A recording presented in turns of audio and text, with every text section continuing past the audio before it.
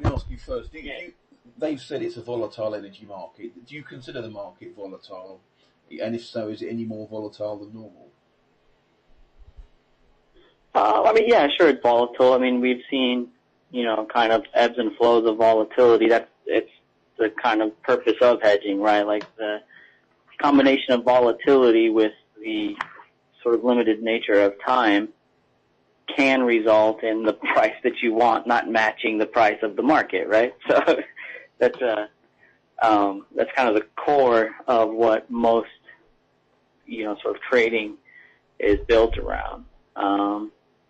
It's, I don't know. That's terrible. I probably wouldn't use that, but that's, the short answer is that, markets are indeed volatile. But not particularly any more so now. There's not, geopolitical or oil prices or what have you. Is it any more volatile than it's traditionally been? So do you mean like statistically speaking? I'd have to pull up the actual implied vol here on a specific product. But I mean, we're well within the sort of, I would say, range of what we've seen historically. We don't have historically high volatility per se. So what? But I mean, yeah, is every sort of is a hedging a sort of a tactic, if you like, that's used on every commodity in the energy market, and all the time, or is it just used when you think there's a need for it?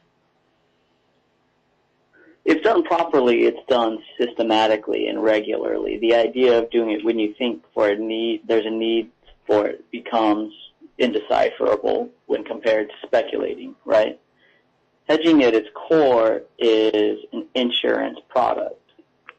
You're always asking specifically what the market gives you today relative to budget or whatever, and how to protect, a change from that, right? Like the idea that you would only hedge when you think something is going to, react in a certain way is sort of the definition of speculation, regardless of what, like you said, most management teams will want to say they won't hedge when prices do this or that. That's why they end up losing money most of the time, right? Yeah. So if you performed hedging properly, you should be covered for almost any scenario. Is that right?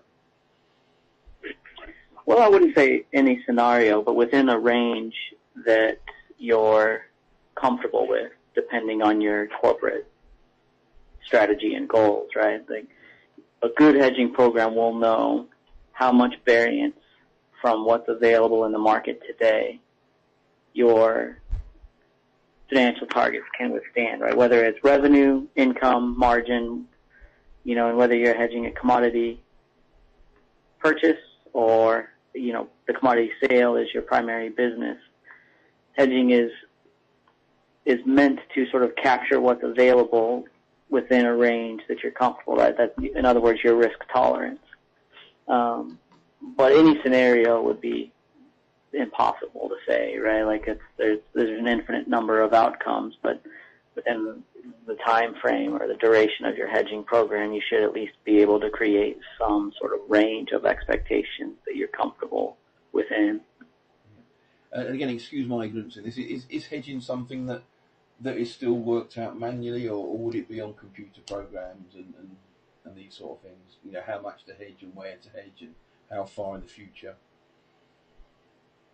It's a mix. I mean, some guys will prefer a black box, and some guys still sort of subjectively observe what's available, right? Like, it doesn't have to be that complex or sophisticated to use any kind of advanced trading system.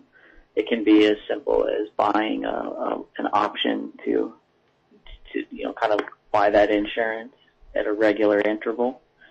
So there's no, I wouldn't say, standard that it's either totally quantitative or totally subjective. It's to each his own.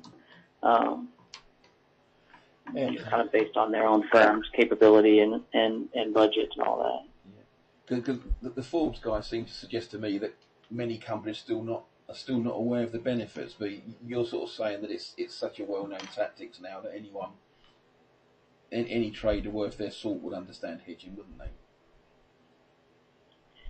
So if you say trader, like an actual trader, I would say that if they don't